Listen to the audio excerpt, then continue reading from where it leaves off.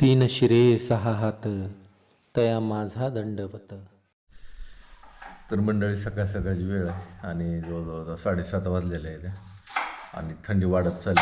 आजचं तापमान आहे आमच्या इथली 14, महाबळेश्वरचं आहे 7, पुण्यातला आहे 8 आणि हा असंच आहे. एवढे 2-3च बघत असतो मी. आमच्या इकडं जरा थोडंसं थंडी कमी आहे म्हणायचं. महाबळेश्वरला जर लई थंड आहे कारण की तिकडं वातावरण तसं आहे ना, थंड हवेचे ठिकाणच आहे महाबळेश्वर. पुण्यामध्ये सुद्धा चांगली थंडी आहे. मला आठवतं आहे पहिलं ना, आम्ही खरबूज घेऊन जायचो ना वाशी मार्केटला मुंबईला. त्या टायमाला रात्री गाडी पुण्यात जायची ना, कडाक्याची थंडी पुण्यात हो. पुण्यात थंडी असतीच, मला वाटते नदी ही असल्यामुळं तिथं थंडच आहे सगळं. पुन्हा तसं थंड म्हणजे बऱ्यापैकी थंड आहे. मुंबईत जरा थोडंसं तापमान मुंबईत जास्त आहे. तिथं चालू आहे तिकडं कांदा बारीक करायचं, भाजी करायचं चालू आहे तिथं. आता क्षितिजला डबा द्यायचा आहे ना. दिवस चांगलाच वरी आलाय आणि मी आली रानात ही भाजी काढायला.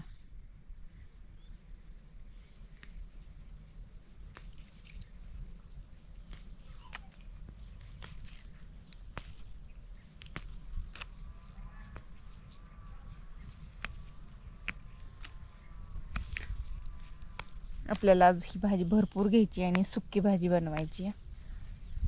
मी नेहमी गरगटा करत असते पातळ भाजी, पण म्हणलं आज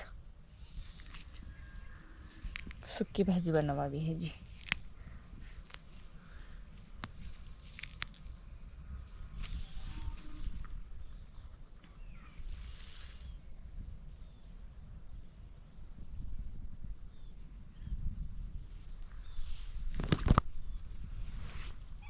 त्याचं एक झाड मोठं आहे ते असं दिसतंय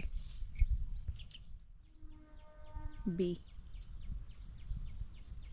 आणि सगळीकडे आपल्या रानात हीच भाजी आली. विशेष म्हणजे किती पण पाऊस असू दे बरं, काही पावसाळ्यात अजिबात उगवत नाही. थंडी चालू झाली की ही भाजी उगवती. पावसाळ्यात तुम्हाला कुठं सुद्धा बघायला भेटणार नाही ही भाजी, पण थंडी चालू झाली की ही भाजी आपोआप रानात उगवून येते. इतका पाऊस पडतो तरी सुद्धा ही पावसाळ्यात अजिबात उगवून येत नाही.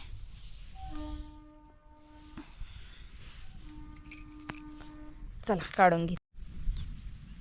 ह्या भाजीवर तुम्हाला गुलाबी असा कलर दिसतो का नाही, ती जर असा हाताने पुसला तर पूर्ण निघून जातोय बघा. आणि हाताला लागतोय. तर हाताचा किती पद दिसतोय ह्याच्यात काय माहिती, पण सगळा कलर हाताला लागतोय असा. सगळ्या भाजीचा कलर तसा निघतोय हाताला. पांढरं शुभ्र पान होतं.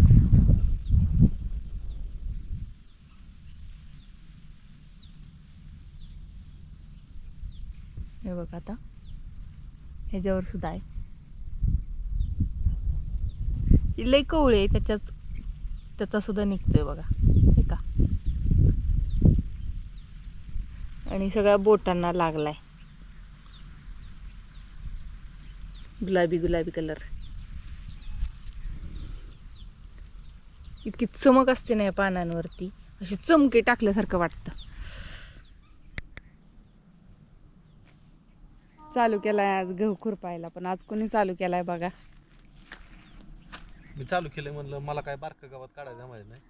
मोठं धनुरा बी पडायच्या आधी जर काढला तर परत येणार नाही ना. आणि ही गवत असं गायना जर मी इथनं पुढचं सगळं काढले कडेपर्यंत.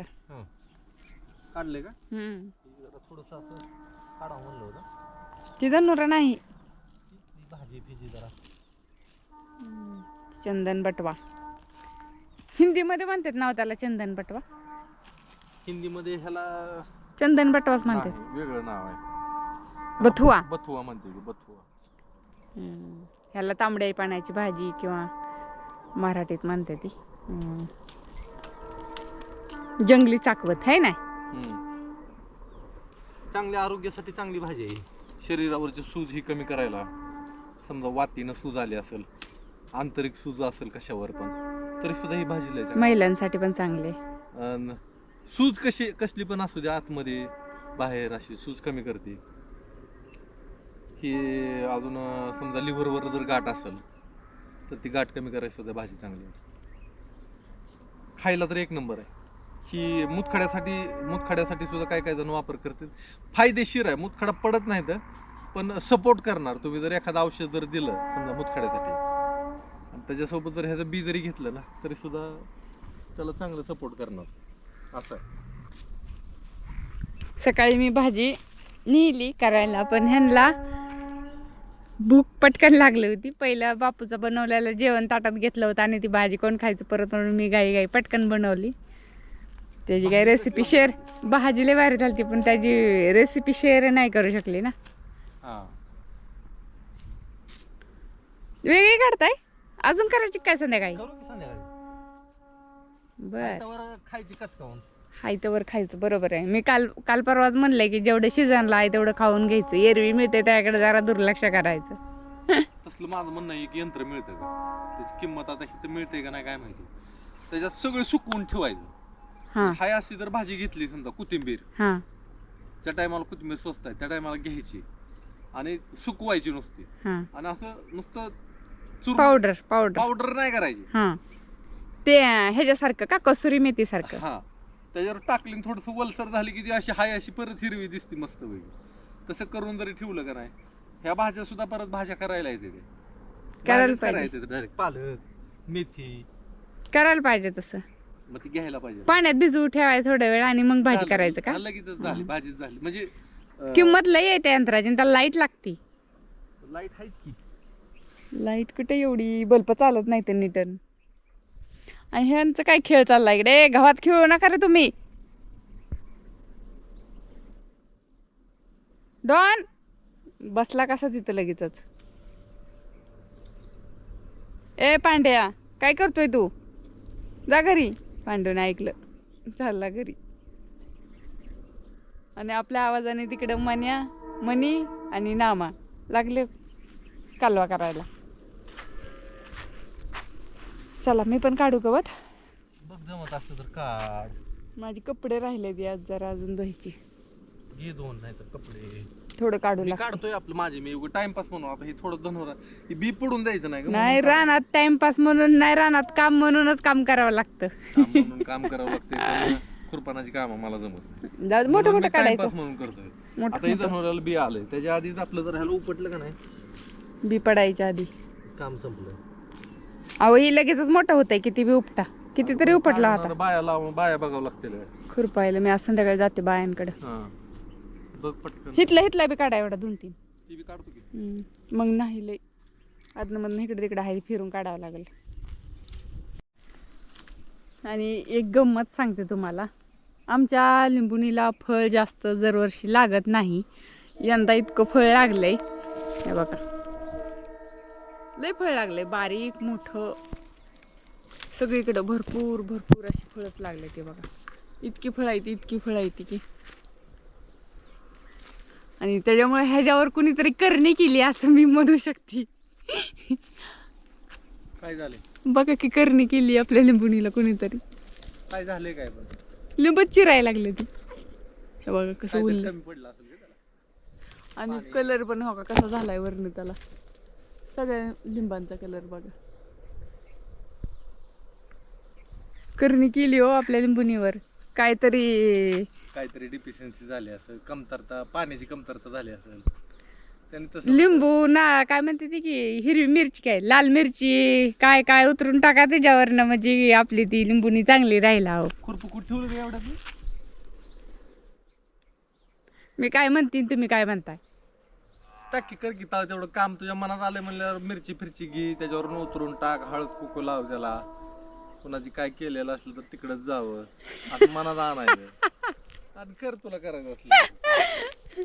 ही विनोदाचा भाग झाला बरं का. पण बघा ना याच्यावर कसं झालंय, फळं कमी लागते ती दरवर्षी आणि यंदा फळ लागलंय तरी असं होऊन बसलंय.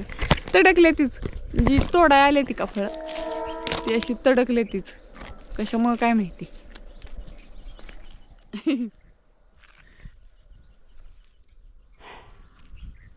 पालक ह्याच्यातलं आहे ग, राहू दे की भाजी करत घ्यायची. मग करत नाही का सारखी तर भाजीच करते की हो. कशी काय कसं काय चाललंय तुमचं? कसं काय मनीव नामा नामा मनीव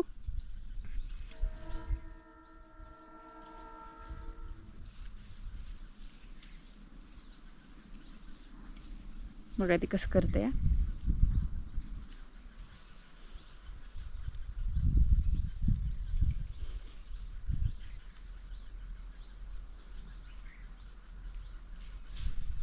मनी लई खेळत असती. नाम आपल्या एका जागेला बसतो. ए गप रे गप.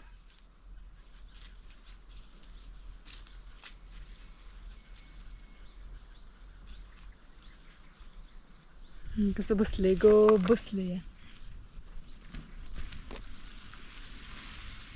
तुला फटका लावू का रे?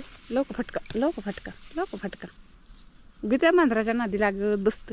खेळ की गपचूप गुन्ह्याने. हा नाही त्यांना काय बी करा बघा, त्यांना काय फरकच पडत नाही.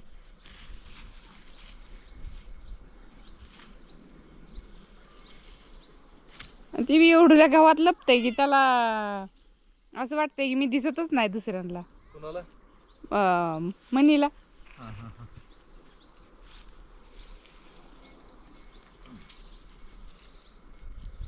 ह्याच्या नाही ती नादी लागत. मनीला त्रास देते तिले.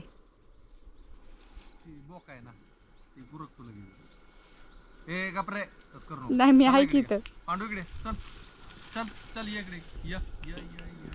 आता सगळीच पळणार. मनी सुद्धा चालली इकडून.